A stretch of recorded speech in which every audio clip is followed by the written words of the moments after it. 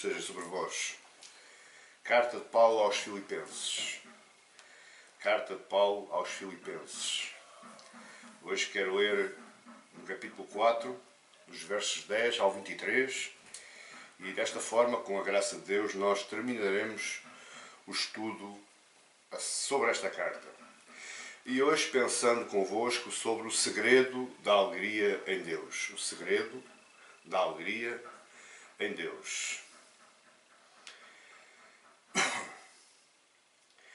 Alegrei-me sobremaneira no Senhor, porque agora uma vez mais renovastes a meu favor o vosso cuidado, o qual também já tinhais antes, mas vos faltava oportunidade. Digo isto não por causa da pobreza, porque aprendi a viver contente em qualquer situação. Tanto sei estar humilhado como também ser honrado. De tudo e em todas as circunstâncias já tenho experiência, tanto de fartura como de fome, assim de abundância como de escassez. Tudo posso naquele que me fortalece. Todavia fizeste bem, associando-vos na minha tribulação. E sabeis também vós, ó Filipenses, que no início do Evangelho, quando parti da Macedónia, nenhuma igreja se associou comigo no tocante a dar e receber, senão unicamente vós outros. Porque até para a Tessalónica mandaste não somente uma vez, mas duas, o bastante para as minhas necessidades. Não que eu procure o donativo, mas o que realmente me interessa é o fruto que aumente o vosso crédito. Recebi tudo e tenho abundância.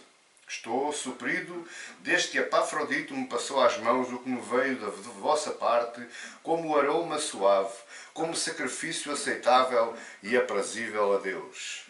E o meu Deus, segundo a sua riqueza em glória, há de suprir em Cristo Jesus cada uma das vossas necessidades. Ora, a nosso Deus e Pai seja a glória pelos séculos dos séculos. Amém. Saudai cada um dos santos em Cristo Jesus.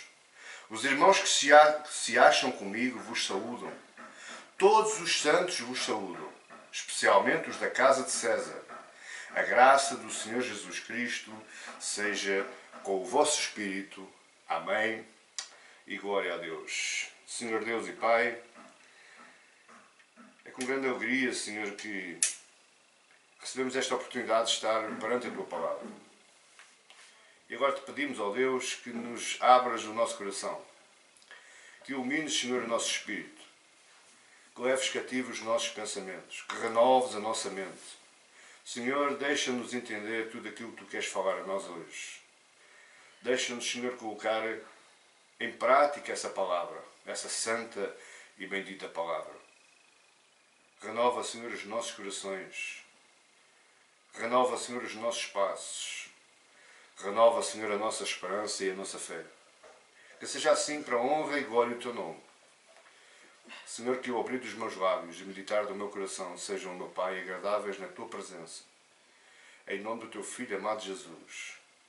Para a honra e glória da santidade do Teu nome. Amém e glória a Deus. O segredo da alegria em Deus. Perante o início da finalização desta carta, eu queria que o meu irmão e a minha irmã ficassem em expectativa hoje. Paulo guardou a cereja em cima do bolo para o final da sua carta. Existem riquezas inabaláveis. Existem riquezas inauditas nestes versos que nós lemos do verso 10 ao 23. Iremos analisar um a um destes versículos, iremos pô-los, e a minha expectativa, o meu desejo é que você assimile tudo aquilo que você vai ouvir. Preste-me atenção e seja abençoado por esta palavra em nome do Senhor Jesus. O segredo da alegria em Deus. Uma das razões que levou Paulo a escrever esta carta foi o agradecimento. Essa foi a principal razão. Quando Epafrodito chega a Roma e vai estar com Paulo e lhe entrega aquela oferta, o coração de Paulo se desmoronou. Ele se emocionou. Ele reconhece em Filipos uma igreja como nenhuma outra. E ele vai falar nisto no seu texto e nós iremos falar também. E ele cria essa expectativa no seu coração de escrever esta carta como agradecimento. Mas Epafrodito coloca-lhe mais questões. Questões que estavam dentro da igreja e germinando, infectando o bom relacionamento e a boa vida cristã naquela igreja lá na cidade de Filipos. O aparecimento de grupos heréticos que queriam disseminar as suas heresias, os seus falsos ensinamentos dentro da igreja. Com isso nós compreendemos na última mensagem que Evódia e Síntique, duas mulheres valorosas pela boca de Paulo, mas elas estavam em contradição, em desentendimento, tudo por conta, entendemos nós, desses grupos que se estavam inserindo dentro da igreja. Eles pertenciam à igreja, pelo menos o segundo grupo, os libertinos, mas havia também o outro grupo, os judaizantes, que vinham de fora da igreja, mas isso estava germinando o coração da igreja. E isto causou preocupação a Paulo e incentivou ainda mais, não só a agradecer à igreja de Filipos, mas também a dar à igreja ensinamentos ministeriais, ensinamentos evangélicos, doutrinas cristãs para colmatar esse problema. Ele agradece aquela oferta que foi trazida por Paulo, por Epafrodito, perdão, mas também se lembra e reconhece e agradece a generosidade daquela igreja para com Paulo ao longo daqueles 10 anos. Após ele ter instruído, exortado, alertado, Paulo conclui agora a sua carta da mesma forma como iniciou, em agradecimento. Por isso, por essa razão, por muitos estudiosos, ela é intitulada a Carta do Agradecimento ou o recibo que Paulo passa à oferta de Filipos. E Paulo utiliza uma estratégia bastante interessante. Por um lado, Paulo agradece todas as ofertas. Por um lado, Paulo lembra-se e agradece tanto aquela oferta que estava ali presente na sua mão, como todas as outras ofertas do passado feitas pela igreja dos Filipenses. Mas por outro lado, ele afirma estar satisfeito. Estou suprido, como ele diz aí na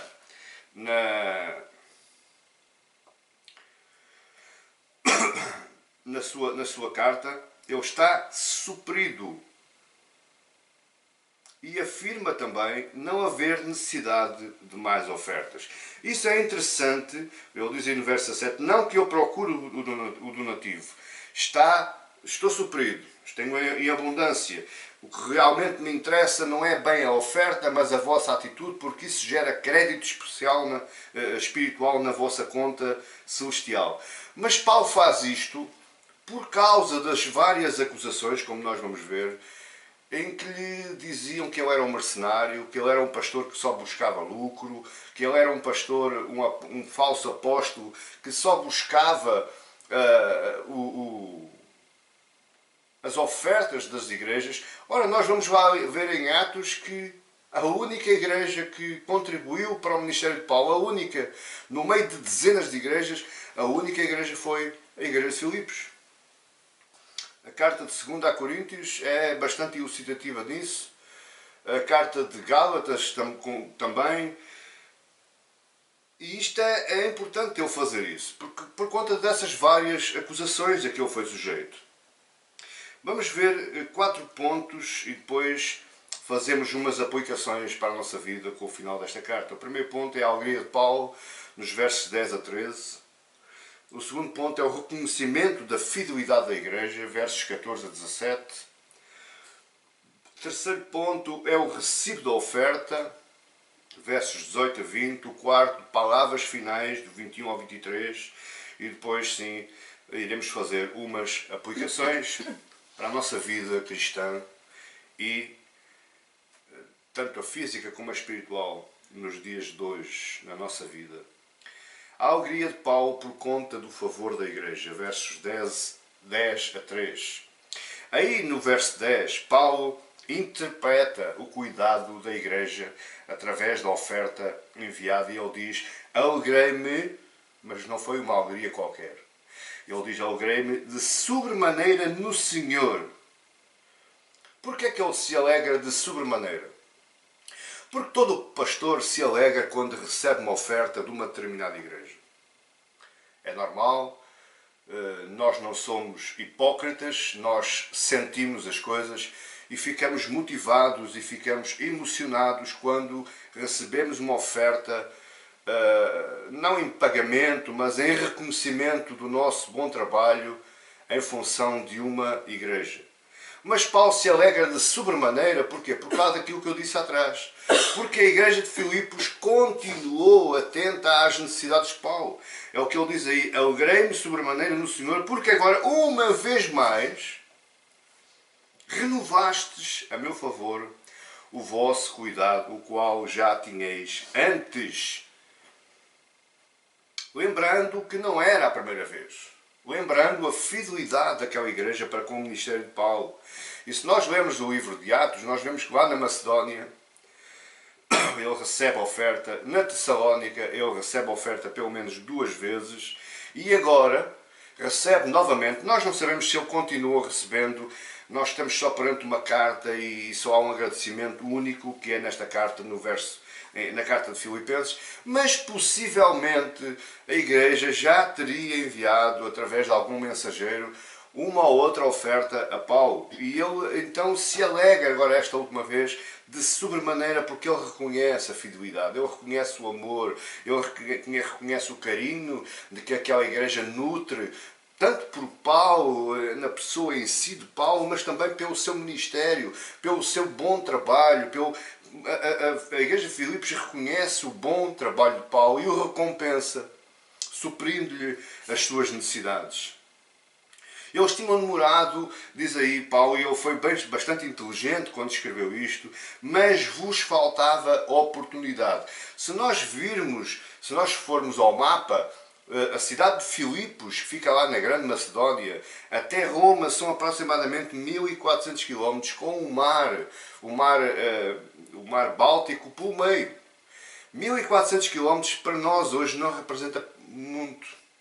Porque nós temos carros potentes, temos carros que aguentam, temos autocarros, temos comboios, temos barcos, temos aviões. Num instantinho, 1400 km, era 1 hora e pouco de avião. Só que nós nos lembramos, estamos a falar de uma época em que não havia nada. Estes trajetos, estas viagens eram feitas a pé. Ou, no máximo dos máximos, num camelo ou um cavalo. Mas 1400 km naquele tempo era sinal de muitos meses de viagem. Então havia muitos perigos, havia perigos de doença, havia perigos de assalto, havia perigos naturais, sei lá, tanta coisa que dificultava o trabalho dos mensageiros para andarem de um lado para o outro, tanto a levar cartas como a levar outras coisas quaisquer. E Paulo, por causa disso, porque vos faltava oportunidade. Que oportunidade é esta que Paulo diz que vos faltava? Oportunidades naturais. Possivelmente eles não tinham oferta. Possivelmente eles não tinham oferta, mas não tinham mensageiro para levar oferta. Enfim, faltava-lhes oportunidade. A vontade estava lá, o desejo estava lá, mas faltava apenas e só a oportunidade. A pergunta é: que tipo de alegria é esta? Porque é que Paulo escreve, começa no verso 10, com este alegrei-me de sobremaneira no Senhor? Porque ele sabia, e independentemente do desejo, do amor, da vontade da igreja de Filipos, era Deus a sua providência. O Deus de Paulo, que é o nosso Deus, o Criador dos céus e da terra, ele providenciava auxílio a Paulo. Era Deus que cuidava de Paulo. Por isso, erradamente, nós embarcamos naquela onda de que Deus é bom e abre as janelas dos céus e derrama aos trambolhões, tipo chuva ou saraivada, bênçãos sobre a nossa cabeça. Não é assim. Deus providencia com cuidado, ajuda na nossa vida, utilizando meios de graça. Eu não me canso de dizer isto. E os meios de graça, meus queridos e minhas queridas, nem sempre são originários de dentro da igreja. Existem meios de graça enviados por Deus que não têm nada a ver com o cristianismo. Muitos deles são até ateus, porque Deus utiliza quem Ele quer, aonde Ele quer e à hora que Ele quer. E todo o mundo, independentemente da sua religião, é influenciado pelo Espírito Santo para prestar auxílio a quem Deus determina. Entenda isso. Comece a confiar mais nos meios de graça de Deus. A nossa porta, a nossa forma de chegar a Deus é através da oração. Mas Deus depois envia os seus anjos a favor dos seus santos. E Ele, pelos seus anjos, Ele vai reunir condições, vai reunir meios de graça, uma pessoa, um vizinho, um irmão, um familiar, um desconhecido, porque não? Eu já tive tanta experiência desse género. E quando recebia das mãos desses, o meu pensamento era logo graças a Deus. É meio de graça, é a obra de Deus, é a mão de Deus a funcionar. Porque nem sempre é o irmão da igreja que nos ajuda. Muitas das vezes, a maioria das vezes, é a graça comum de Deus que envolve este mundo, que faz funcionar os meios de graça em favor daqueles que o adoram e que o amam. Os filipenses não eram diferentes.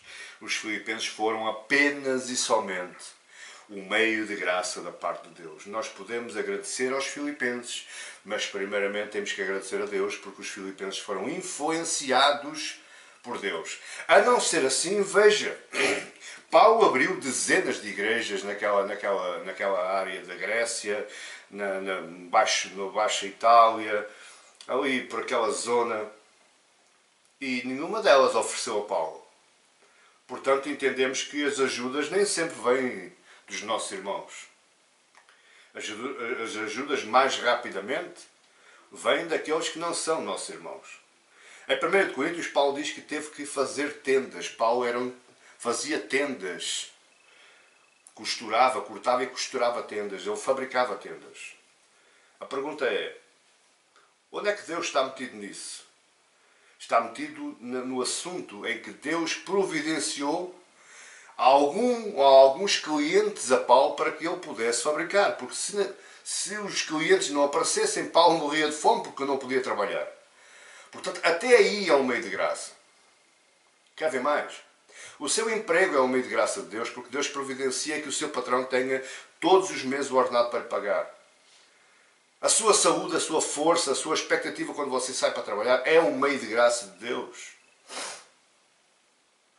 Sei lá, poderia dar aqui N exemplos acerca dos meios de graça de Deus. Por isso aprendemos com Paulo que os nossos mais nobres sentimentos, eles têm que ser vividos e sentidos no Senhor. Porque ele diz, alegrei-me de sobremaneira nos Filipenses. É isso que ele diz? Não. Ele se alegra pelos Filipenses, sim, mas em primeiro lugar está Deus. Alegrei-me sobremaneira no Senhor. Não fora o Senhor, os Filipenses não mandavam esta oferta. Lembre-se disso. Pense nisso. É tudo por causa dele, é tudo por sua graça. Como nós já falámos, aí no verso 10, no final, ele fala, vos faltava oportunidade. E isto causa algum problema para nós hoje, porque muitas vezes nós achamos dos outros aquilo que eles não são.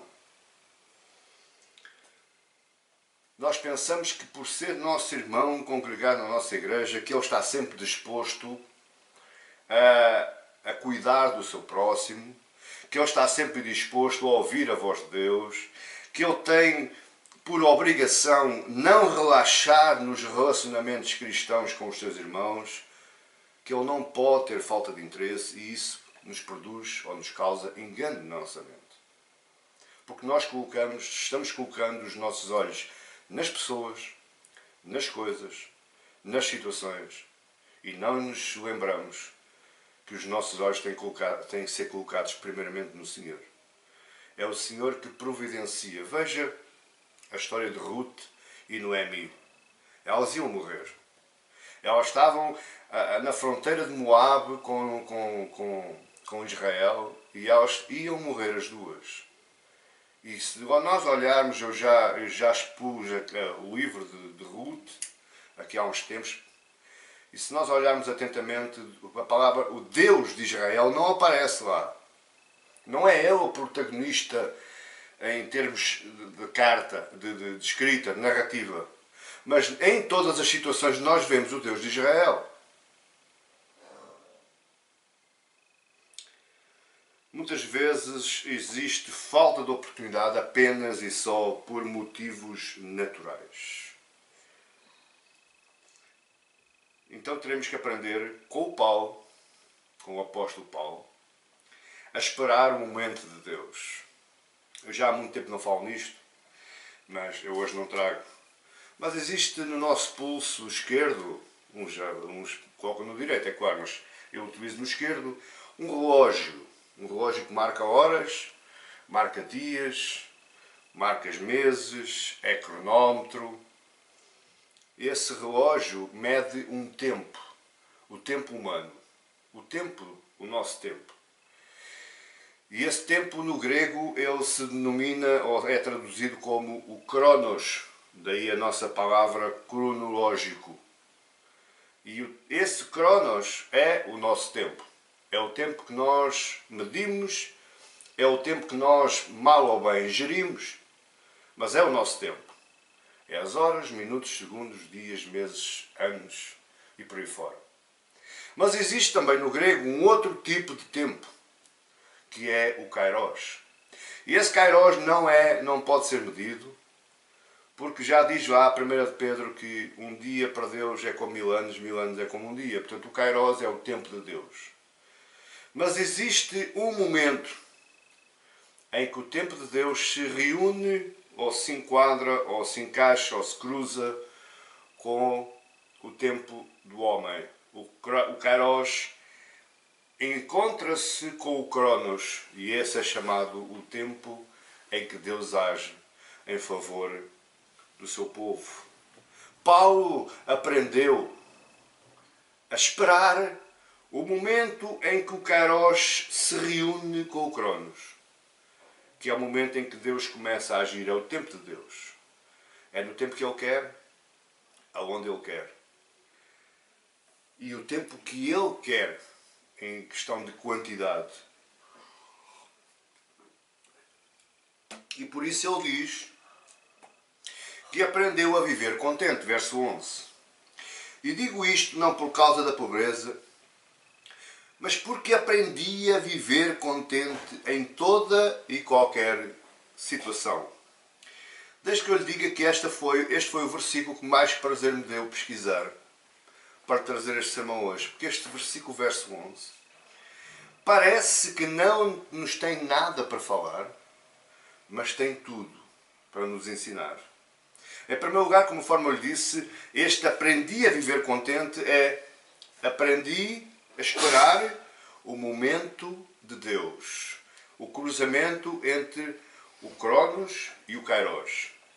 Mas, se nós formos estudar o contexto em que Paulo estava falando, e lembrando que Paulo estava falando para uma cidade que era uma província romana, a sul da Macedónia, portanto era grega, essa cidade então vivia uma cultura greco-romana, eles eram gregos, com cultura romana, e Paulo tinha que falar algo que eles entendessem à primeira. É claro que se Paulo escrevesse para nós, hoje, este verso 1, eu diria claramente Paulo era um doido. Paulo tinha enlouquecido e tinha se internado num hospício qualquer. Medicado, tratado e assim por aí adiante. Mas Paulo estava falando para um povo que o compreendeu quando ele escreveu este verso 11. Aprendi a viver contente em toda e qualquer situação. O Paulo está aqui a dizer que, olha, eu aprendi um segredo. Eu aprendi a viver contente. Fruto da cultura da época de Paulo, a cultura estoica da época de Paulo, E os estoicos ensinavam que as emoções destrutivas resultavam de erros de julgamento. Por outras palavras, para que você perceba, alguém se autodestrói pelo aquilo que ele pensa ou pelo aquilo que ele acha. Portanto, a destruição da minha vida parte de mim, daquilo que eu acho, daquilo que eu penso, daquilo que eu acredito. Devido a isso, os estoicos apresentaram a sua filosofia como um modo de vida e pensavam que a melhor indicação da filosofia de um indivíduo não era o que uma pessoa diz, mas o modo como esse alguém se comporta. Nós agora aí no mundo do futebol nós ouvimos falar no estoicismo. Os homens foram estoicos. O que é que quer dizer isso? É que apesar do sofrimento, eles passaram, eles saltaram essa barreira do sofrimento e eles venceram. Ou seja, o sofrimento não os abalou. É isso que quer dizer a palavra estoicismo. E era isso que os estoicos ensinavam. Para viver uma boa vida era preciso entender as regras da ordem natural, uma vez que ensinavam que tudo estava enraizado na natureza. Estes eram uns dos que eram de acordo que a mãe natureza comandava tudo. Ou seja, tudo, o cosmos que nos rodeia é que comanda. Por isso apareceram os signos e outras coisas mais. Mais tarde, Sêneca e Epicteto enfatizaram que, porque a virtude é suficiente para a felicidade, um sábio era imune ao infortúnio. Repare o que é que se pensava naquela altura. Aqueles filósofos doidos. Ou seja, eu se for sábio, se tiver bastante inteligência, não existe infortúnio na minha vida, porque a minha sabedoria preenche todos os infortúnios. Esta era a cultura do contentamento daquela época. Mas Paulo agora se refere a um outro tipo de contentamento, que é o contentamento em Cristo. Porque ele diz assim no verso 11, digo isto, o que é que o Paulo diz? Temos que retornar ao verso 10. E o verso 10 nos diz assim, alegrei-me sobremaneira no Senhor, porque agora uma vez mais renovaste a meu favor o vosso cuidado, o qual também já tinhais antes, mas vos faltava a oportunidade. Alegrei-me sobremaneira no Senhor. E digo isto, não por causa da pobreza. Ou seja, eu posso estar pobre, o infortúnio pode estar a bater à minha porta. Mas não é por causa da minha sabedoria que eu consigo suportar esse infortúnio. É por causa do Senhor. É por causa de Cristo. Eu aprendi a estar contente em Cristo. Em todas as situações, diz aí no verso 12. Também, tanto sei estar humilhado, como também ser honrado. De tudo e em todas as circunstâncias. Já tenho experiência, tanto de fartura como de fome, assim de abundância como de escassez. Este já tenho de experiência. Na minha tradução à revista atualizada, eu escreveram já tenho experiência. Mas a nova Almeida atualizada vai nos dar mais alguma coisa que para nós entendermos. Que experiência que Paulo está aqui falando? Já tenho experiência. Então, mas viver na pobreza é a criação de experiência? Viver mal na vida nos traz experiência? Que experiência é esta que Paulo está falando? É que no verso 11 existe um segredo que Paulo aprendeu com Deus.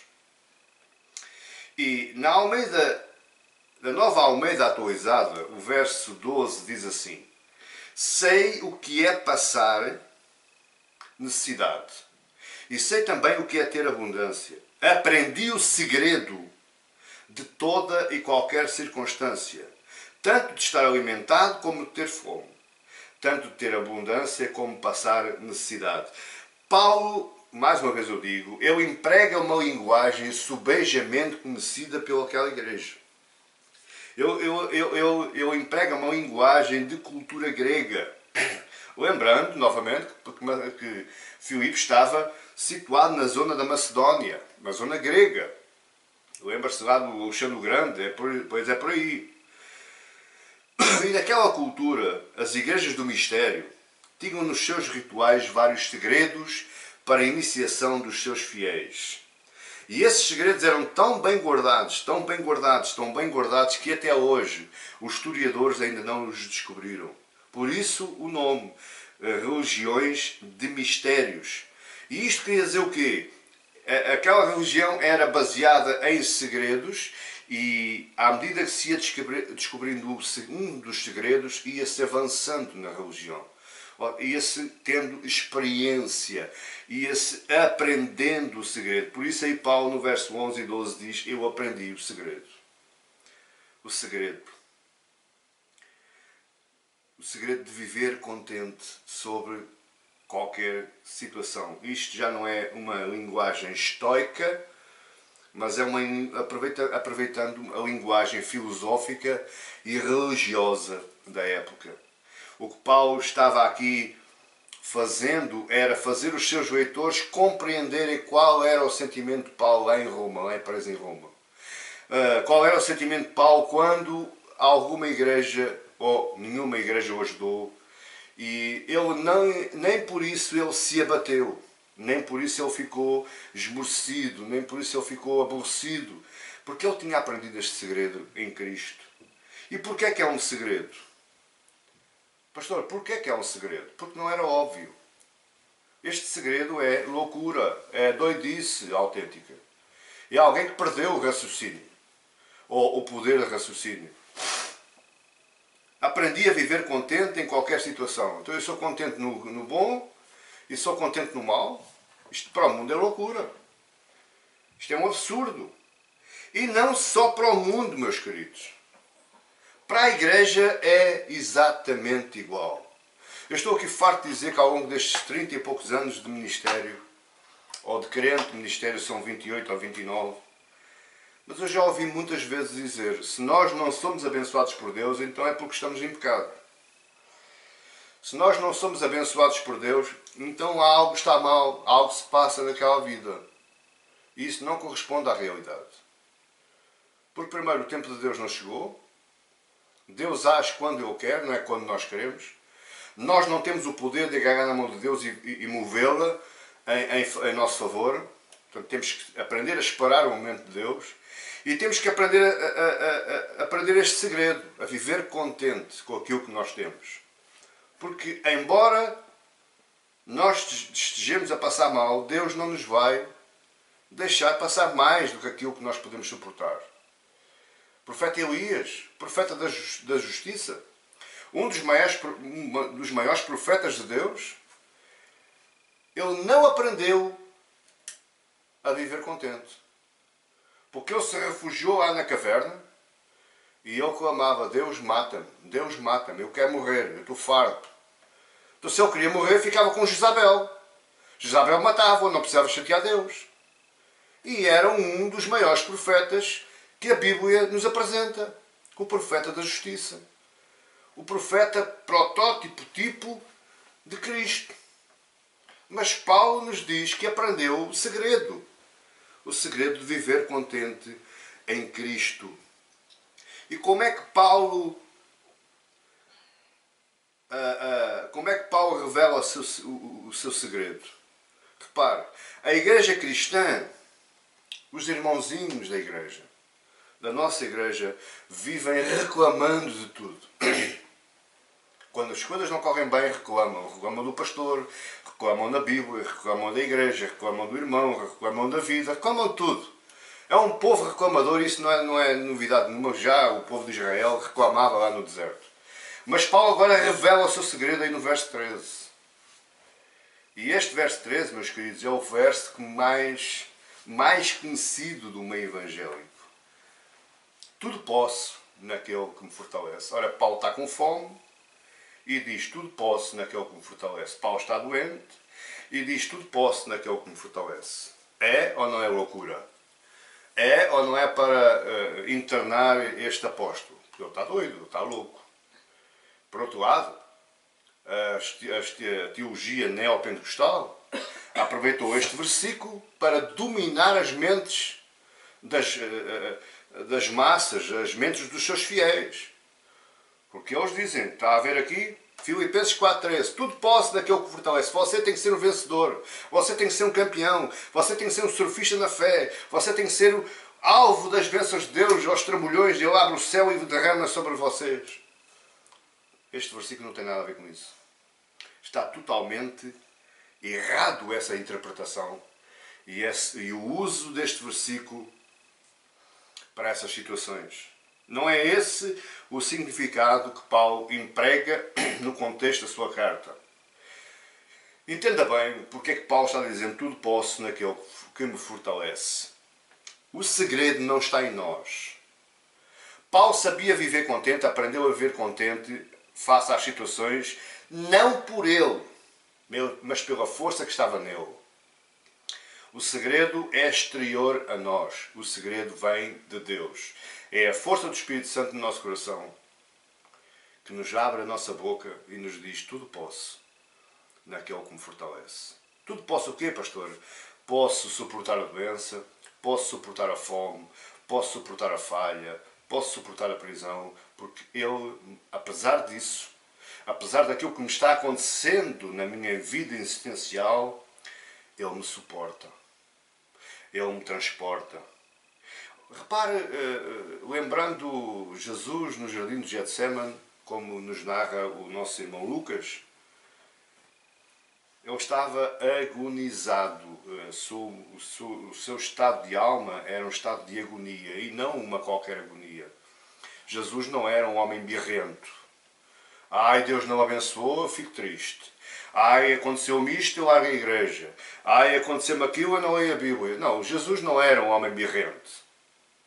Jesus sabia bem quem era, para o que veio e a sua obra. Mas ainda assim ele diz aos seus discípulos, ficai aqui e orei comigo uma hora, porque a minha alma está em agonia, está amargurada de morte. Estava no último estado que um homem consegue suportar.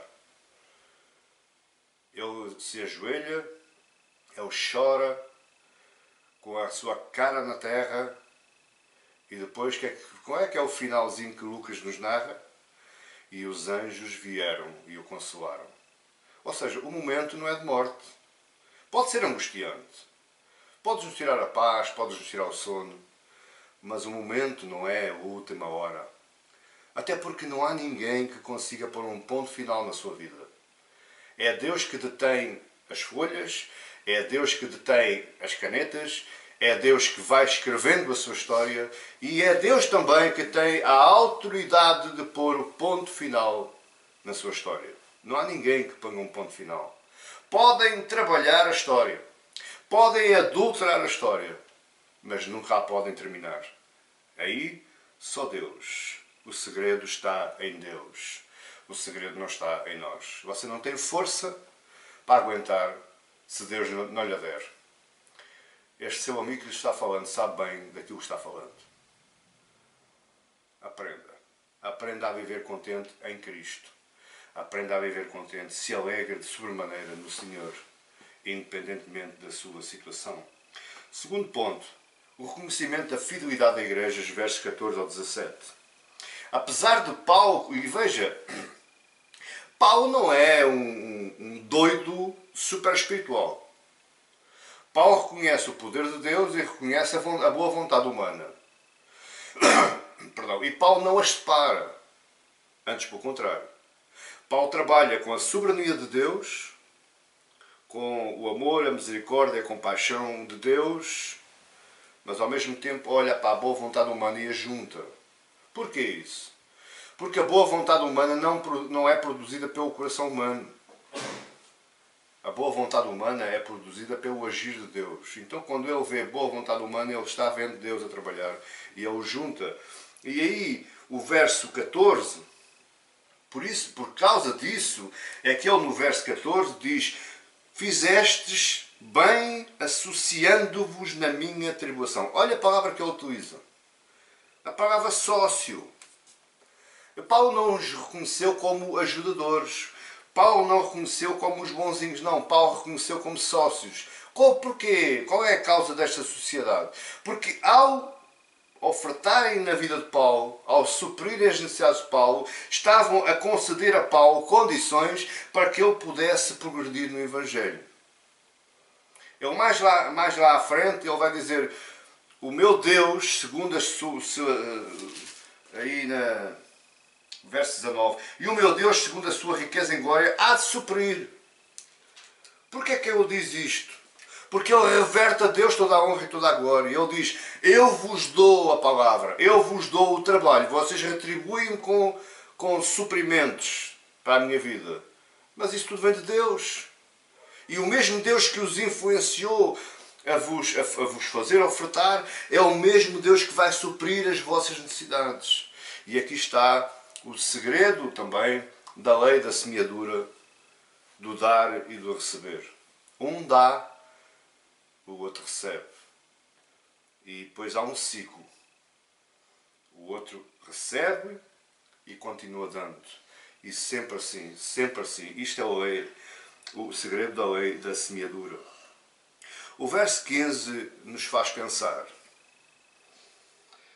Eu quando li atentamente o verso 15, já foram centenas de vezes que eu li o verso 15, mas nunca com estes olhos, ou nunca com estes óculos. Porque o verso 15 nos faz pensar. E faz-nos pensar hoje. Não é no tempo de Paulo. É hoje, meus queridos. E sabeis também vós, ó Filipenses, que no início do Evangelho, quando parti da Macedónia, olha agora, nenhuma igreja se associou comigo no tocante a dar e receber, senão unicamente vós outros. Isto nos faz pensar, e eu penso nisto tristemente, porque sem querer entrar em conflito e sem querer produzir suscetibilidades, mas existem muitas pessoas com motivos errados no meio evangélico. E isso fruto dos maus ensinamentos, das maus doutrinas, infelizmente. Não só nos tempos de Paulo, hoje mais e mais nós vemos isso. Deus só serve para abençoar, Deus só serve para dar, a igreja só serve para me suprir e os irmãos servem para me servir. E eu só sirvo para receber isso tudo. Não existe sensibilidade de coração para dar e para receber. Só existe para receber, infelizmente. Não existe corações misericordiosos. Ou existem muito poucos. Porque o primeiro pensamento que nós fazemos da igreja é para nós. Eu vou-me lá encher, eu vou-me lá satisfazer, eu vou-me lá curar, eu vou-me lá libertar. Mas os filipenses encararam o ministério de Paulo com outros olhos. Os olhos espirituais. E eles disseram, já que Paulo nos traz a palavra, nos traz o alimento espiritual, nós vamos contribuir com aquilo que podemos. Nós não vamos retribuir com a palavra, porque a palavra está nele.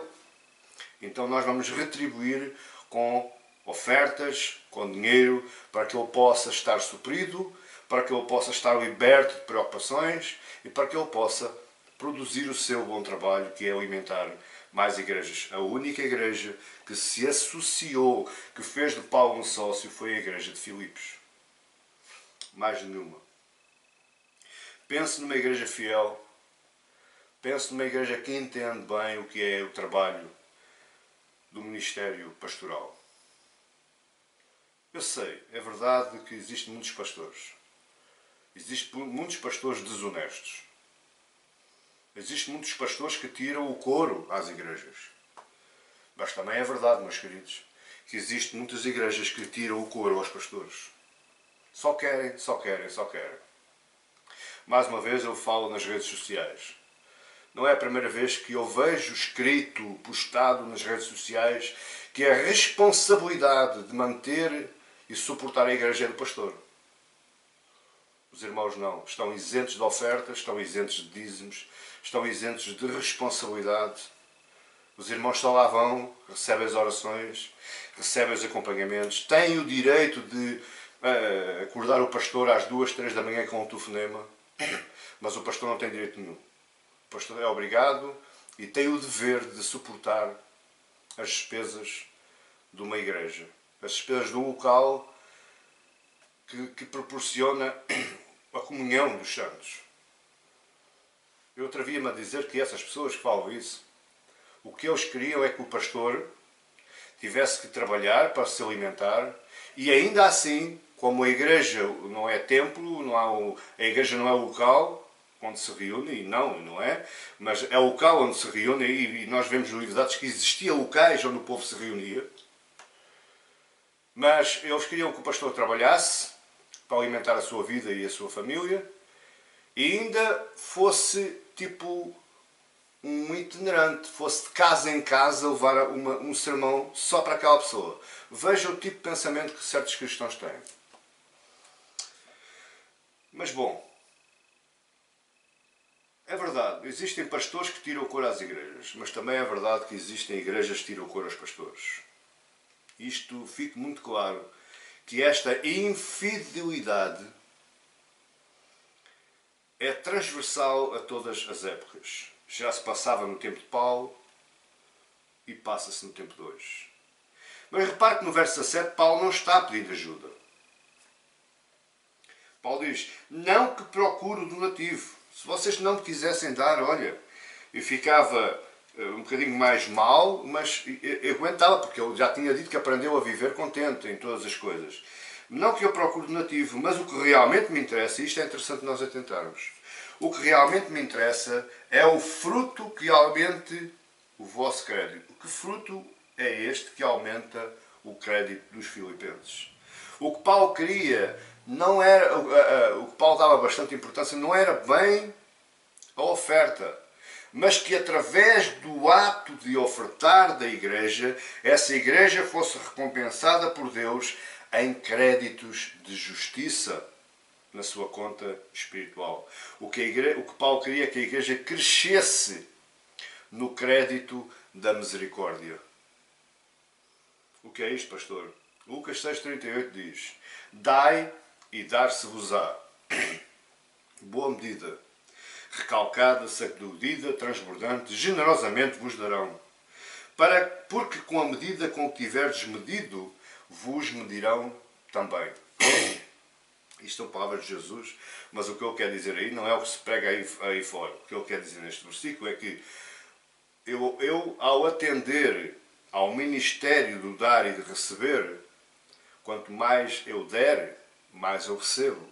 Não a mesma coisa que eu dei, mas eu recebo algo muito mais excelente, que é crédito na minha conta celestial.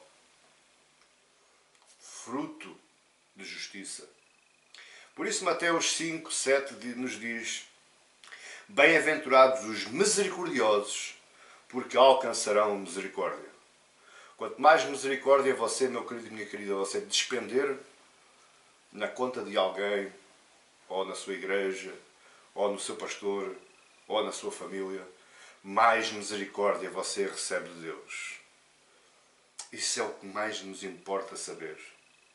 O que o Paulo estava aqui dizendo é que cada ajuda que me derem seja por Deus creditada na vossa conta espiritual. Então, meus queridos e colegas pastores, nós devemos examinar o nosso coração. Nós devemos perguntar ao nosso coração qual é a motivação que nos move quando somos convidados a pregar em alguma congregação. Porque sejamos honestos, existem muitos pastores que,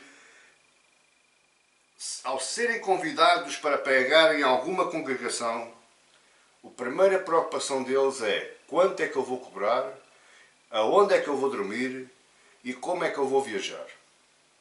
Sejamos honestos. O coração do pastor não está, eu vou alimentar aquela casa, eu vou alimentar aquele povo. Não, a preocupação do pastor está, quanto é que eu vou receber? Qual vai ser o meu cachê? Qual é o hotel que eu vou dormir? Porque, convenhamos, existem muitos pastores aí que não ficam numa pensão, não ficam em casa do irmão, não, tem que ir para um hotel. Um hotel e um hotel como deve ser. Não viajam de qualquer forma. Tem que ser numa companhia ou numa empresa de marca. Não é qualquer maneira que eles vão viajar. Porque eles vão em serviço do rei. Meu amigo, serviço do rei é como Jesus fazia. Descalço ou com sandálias, a pé, dias e dias à torre do sol, dormir debaixo das figueiras, debaixo dos sicômoros. É claro que nós hoje temos comodidades e bom é. tínhamos isso. Mas nós, os pastores, devemos analisar a motivação do nosso coração. Terceiro ponto. Paulo apresenta o recibo de oferta, versos 18 a 20. Como nós vimos, esta igreja era bastante saudável na questão dos atos de misericórdia. Esta igreja estava receptiva à questão da misericórdia. Esta igreja dava misericórdia e recebia misericórdia. Olha o verso 18. Recebi tudo e tenho abundância. Não foi uma oferta qualquer, meu querido. Não foi moedinhas. Aquilo que a igreja de Filipos deu a Paulo constituiu abundância na vida de Paulo. Paulo supriu as suas necessidades e ainda ficou com abundância. Estou suprido, desde que Epafrodito me passou às mãos o que me veio da vossa parte, como aroma suave, como sacrifício aceitável e aprazível a Deus. Eu acho fascinante a forma como Paulo agradece àquela igreja, a forma como Paulo considera e olha para aqueles atos de misericórdia, para aquela oferta. Veja que, em primeiro lugar, Paulo quis incluir o verso 18 para que Epafrodito fosse ilibado de qualquer tipo de julgamento por parte dos irmãos da igreja. Porque, conforme é hoje, existe muito desonesto. Lá também existia muito desonesto. Podia dar-se o caso de Epafrodito não trazer a oferta total que a igreja colocou nas suas mãos. E então, para acabar com essa confusão, para ilibar Paulo, ele diz: recebi tudo, que Epafrodito me passou às mãos, que veio da vossa parte. Quanto é que foi? A gente não sabe, mas o que eu informo à igreja é que tudo aquilo que eles deram ao Epafrodito para dar a Paulo, ele recebeu. Portanto, Epafrodito é um homem honesto, um homem sincero, e ilibado de todo e qualquer julgamento. Isso nos mostra o cuidado que Paulo tinha com a integridade dos irmãos mensageiros. Mas apesar disso, Paulo considera aquela oferta lembrando-se do Antigo Testamento. Paulo era um homem que conhecia bem a palavra de Deus e ele olhou para a forma como os irmãos deram aquela oferta como uma oferta agradável e aprazível a Deus. Veja que curioso é Paulo que recebe a oferta, mas ele diz: isto é agradável e aceitável e aroma suave e aprazível a Deus. Onde é que ele foi buscar isto? Êxodo 29:18 diz: assim queimarás todo o carneiro sobre o altar. É holocausto para o Senhor. É uma oferta suave, aprazível, de aroma agradável, oferta queimada ao Senhor. Paulo considera e fala das ofertas. Meus queridos, vocês não vão gostar daquilo que eu vou dizer agora. Mas Paulo olha e considera a questão das ofertas como um culto a Deus. Aquilo que você dá não é para homens, não é para mulheres, não é para casa nenhuma, não é para instituição nenhuma. Aquilo que você dá é para Deus. Seja muito, seja pouco. Por isso Paulo diz lá em 2 Coríntios: se cada um contribui segundo propôs no seu coração.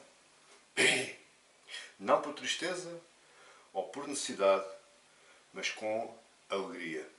E se nós olharmos lá aquela viuvinha pobre que Jesus, sentado lá nos degraus do templo, e despertou ao coração daquela senhora, daquela viúva pobre, despertou o coração do Senhor Jesus, e ele diz: deu muito mais esta viúva do que todos os outros. Porque ela deu do pouco que lhe subjava, mas ela deu de coração. Os outros deram de sobras.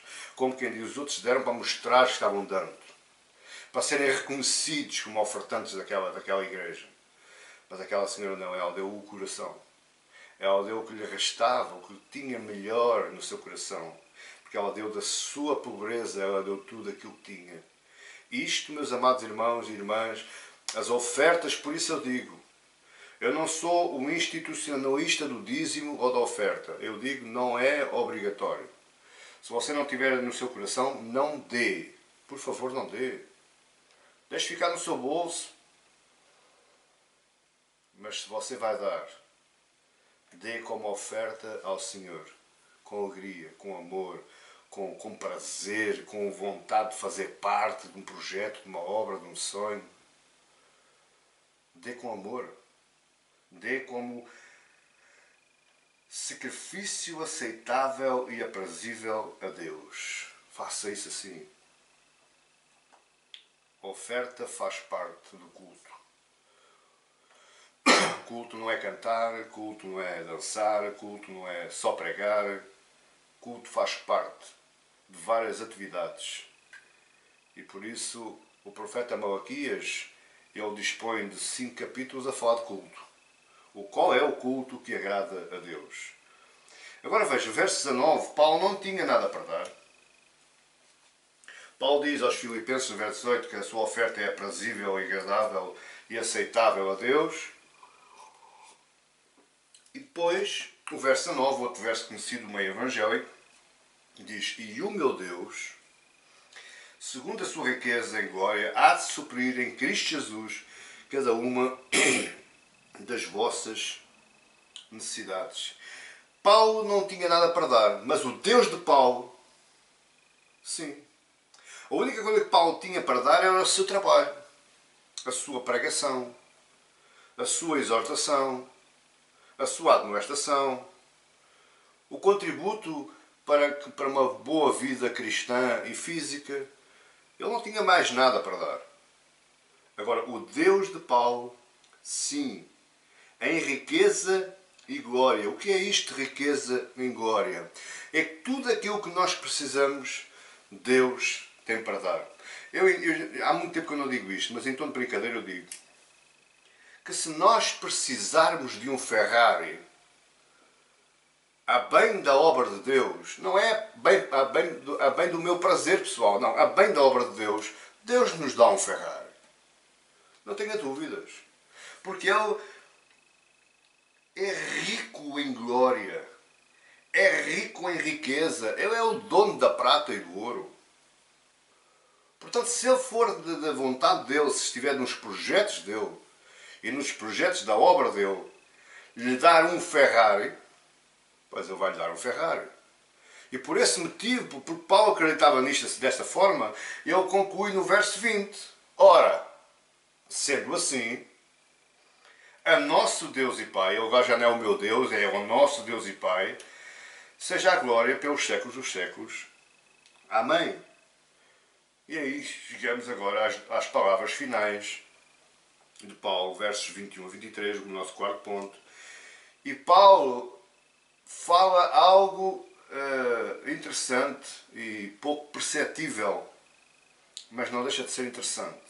Verso 21 ele diz: saudai cada um dos santos em Cristo Jesus. Saudai cada um dos santos em Cristo Jesus. O que Paulo está a dizer assim: é em meu nome.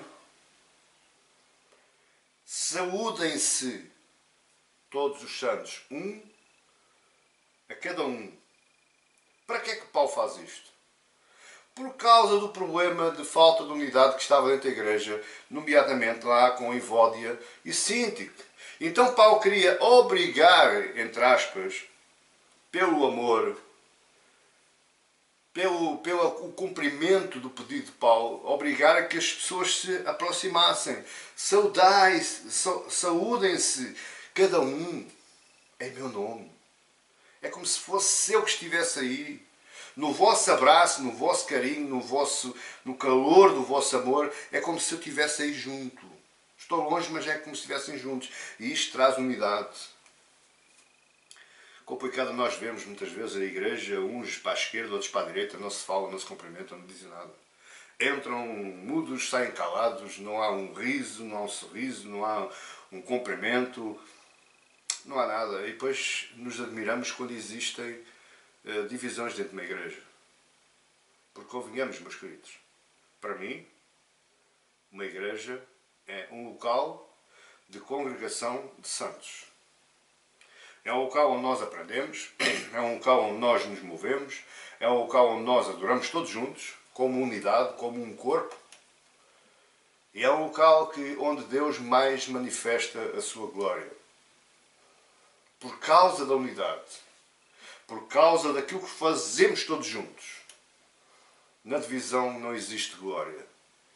Na divisão não existe mover de Deus. Na divisão não existe Espírito Santo de Deus.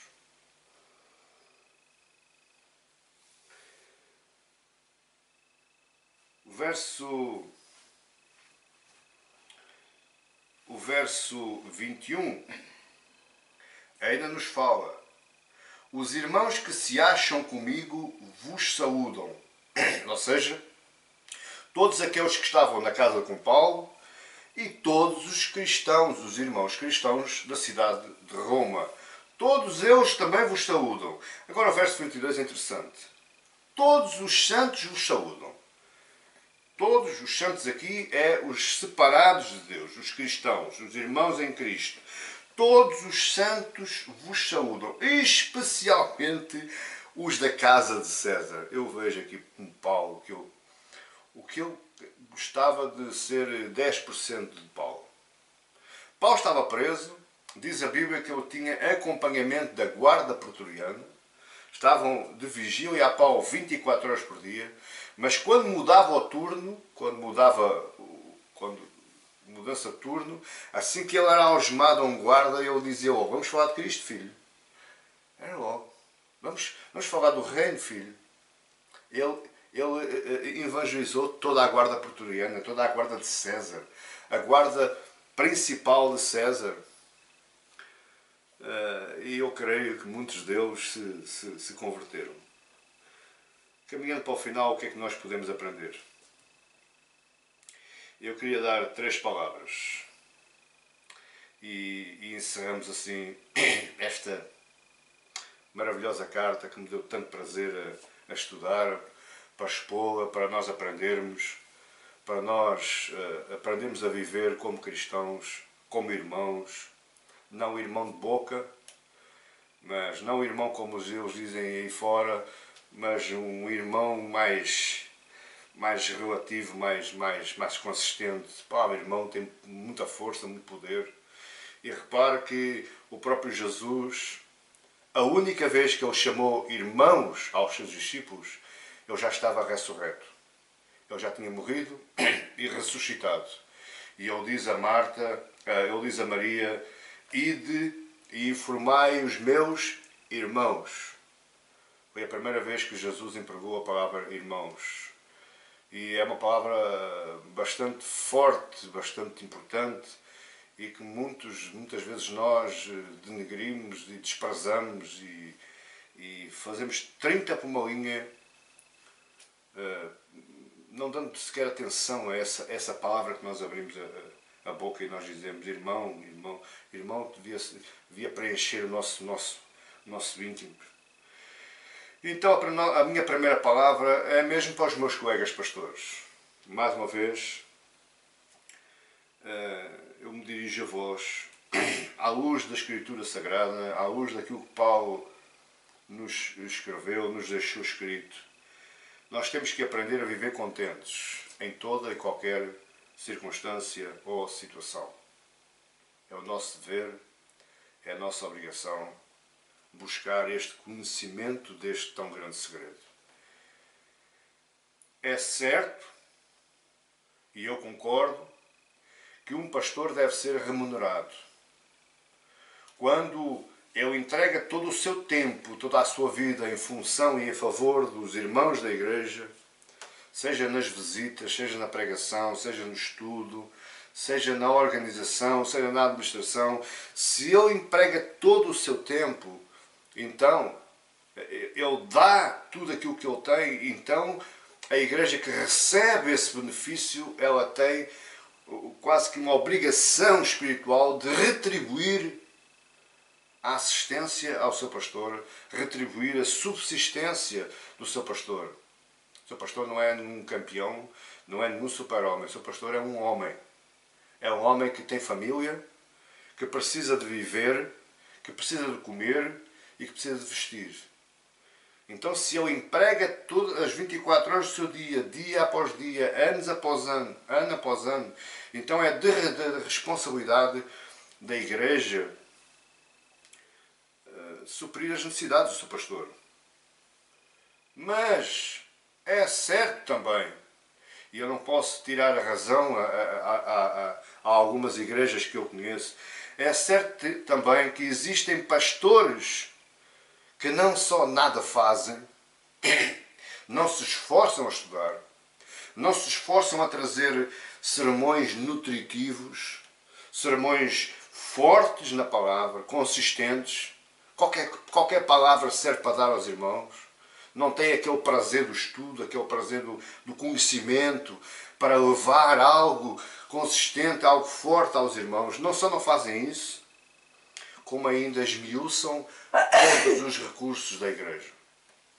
Gastam tudo aquilo que a igreja tem e tudo aquilo que a igreja não tem em seu bel favor. Muitos pastores exploram os irmãos. Irmãos esses que muitos deles estão na situação limite. Ainda não assim são esmiuçados.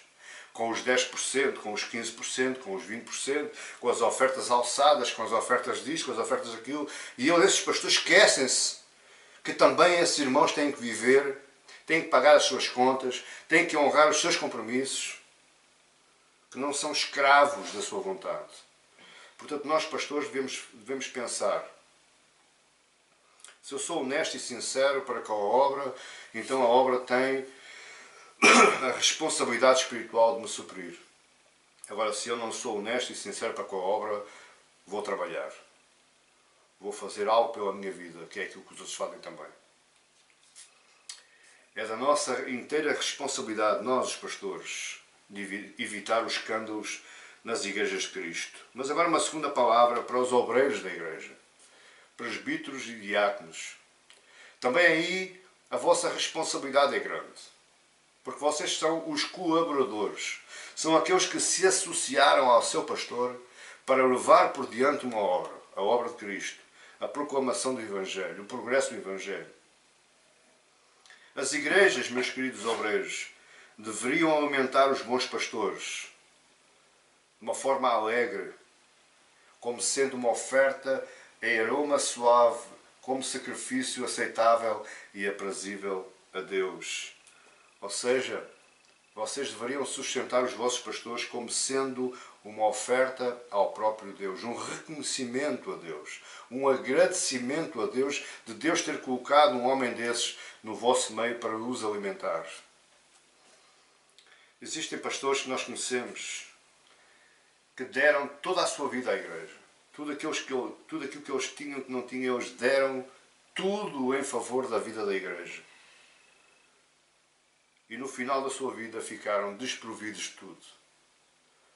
Quando chegaram ao velhote, já não podiam mais andar, já não podiam dar mais forças, foram encostados como um carro se encosta num ferro velho. Foram esquecidos.